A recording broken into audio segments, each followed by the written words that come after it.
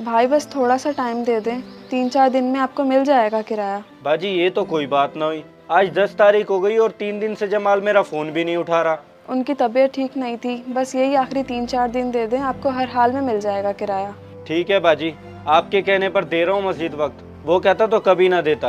पूरे 4 दिन बाद आऊँगा किराया लेने। जी ठीक है। अच्छा भाई, वो टैंकी के पाइप का मसला। जी प्लम्बर को बोल दिए कल आके कर देगा। आज तो जुम्मा, बेफिक्र हो जाएं आप।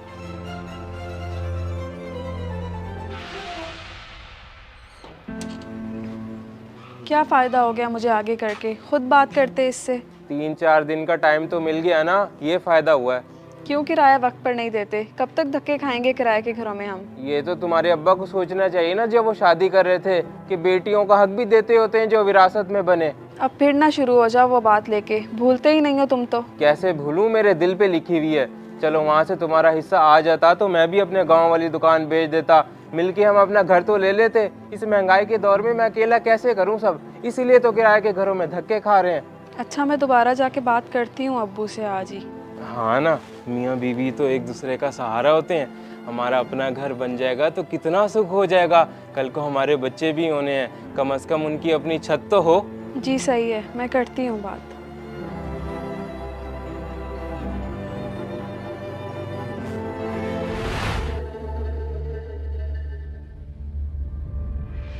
देख बेटे, मैं पहले भी इनकार कर चुका हूँ इस बात पे।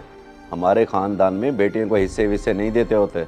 अगर कुछ हिस्सा मिलने से मेरे घर के हालात में बेहतरी आ जाएगी तो इसमें ख़ानदान वालों को कोई मसला तो नहीं होना चाहिए अब्बू। तेरा हिस्सा पहले तुझे जहेज की सूरत में मिल चुका है, बाकी अब ज़मीनें और ये घर तेरे भाई का है, तेरा इसमें कुछ नहीं है। ऐसे इनकार तो ना करें अब्बू, जमाल के हालात इतने अच्छे नहीं हैं कि वो घर बनवा सकें। मैं सोच रही थी कि कुछ मेरी तरफ से भी। देख बेटी, ये जमाल की जिम्मेदारी वो जहाँ से भी करे, तेरा कोई मतलब नहीं बनता। और आइंदा के बाद ये हिस्से का सोची भी मत। मैं अच्छी तरह से जानता हूँ कि वही तेरी जहन साजी करके भेजता है। सही, यानी मेरी अपनी कोई सोच समझ नहीं है। वाह अब्बू, ठीक है, आइंदा कभी नहीं कहूँगी आपको।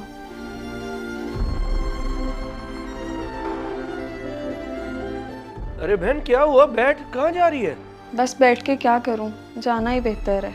क्या मतलब, ऐसा क्या कह दिया अब्बू ने? आप अब्बू से ही पूछ लें भैया, ये बेहतर बता देंगे आपको। ऐसा क्या कह दिया आपने अब्बू कि वो बेचारी इतना गुस्से में जा रही है? हाँ, जब मुंह चढ़ के हिस्सा मांगेगी तो फिर सुनेगी तो सही। तो दे देना कुछ ना कुछ, कब से तो कह रही है बेचारी आपको। और बेटे, कुछ ना कुछ से बढ़कर उसे जहेज मिल चुका है।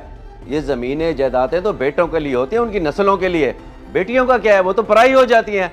इतना कुछ तो आप मेरे नाम कर चुके हैं, काफी है।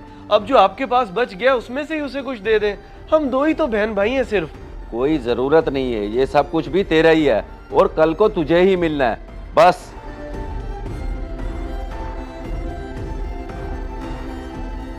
मैं तो इसे रस्म और रिवाज नहीं बल्कि बेहिसी कहूँगा, और कुछ नहीं। मैं क्या कह सकती हूँ, उनकी चीज़ है, उनकी मर्जी दे या ना। इतनी दफ़ा तो कहकर देख लिया है मैंने। हाँ, बेटे को सब दे दी और बेटी के लिए सीधा जवाब। वाह मलिक तनवीर साहब वाह, तुम्हें अब जाने की जरूरत नहीं वहाँ पे। नाराज़गी अपनी जगह, मगर मैं ताल्लुक तो नहीं ख़त्म कर सकती अब्बू वगैरह से। ठीक है, रखो बेइस लोगों से ताल्लुक तुम खुद ही, जिन्हें यह एहसास नहीं है कि बेटी का अपना घर नहीं है।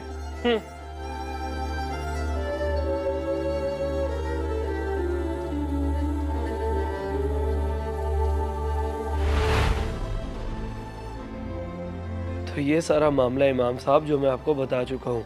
अब्बू बिल्कुल भी राजी नहीं है बेटी को कुछ देने के लिए। अव्वल तो बाप को ऐसा करना नहीं चाहिए, सख्त गुनाह है। बेटी किसी मुश्किल में होगी तो मांग रही है, वरना बेटियां तो बड़े दिल वाली होती हैं, अपना हिस्सा ऐसे ही बख्श देती हैं। जी इमाम साहब, मैं क्या करूं ऐसा कि अब्बू उसका हिस्सा देने पर राजी हो जाएं। देखें, अगर वो नहीं देना चाह रहे तो आप तो दे सकते हैं ना। मैं दे सकता हूं, लेकिन इमाम साहब मैं कैसे?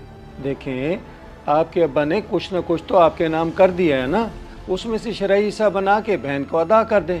बाकी जो आपके अब्बा के पास है, कल को वो भी तो आपके पास ही आना है। बेहतरीन बात की आपने, ऐसे बहन को हिस्सा भी मिल जाएगा और उसका हक भी अदा हो जाएगा। क्या शरई हिस्सा बनता है? मुकम्मल असासों को 3 पर तकसीम करके 2 हिस्से बेटे के और 1 हिस्सा बेटी का होता है।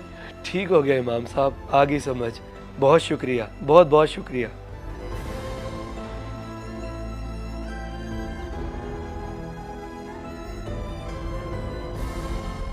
बहुत ही अच्छी बात की है इमाम साहब ने। मैं आज के आज ही सारे मामलात मुकम्मल करता हूँ ताकि जल्द से जल्द मेरी बहन को उसका हक मिल सके।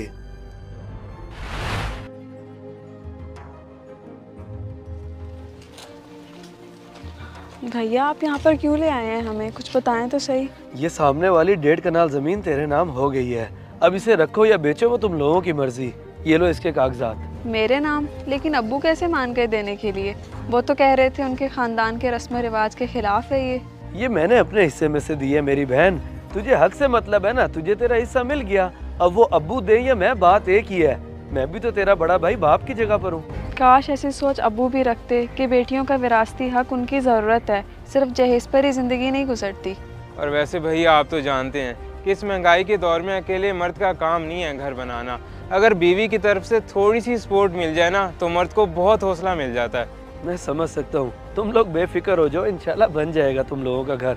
और बहन, जितना भी तेरा शरई विरासती हक बनता था मैं सारा का सारा अदा कर चुका हूँ।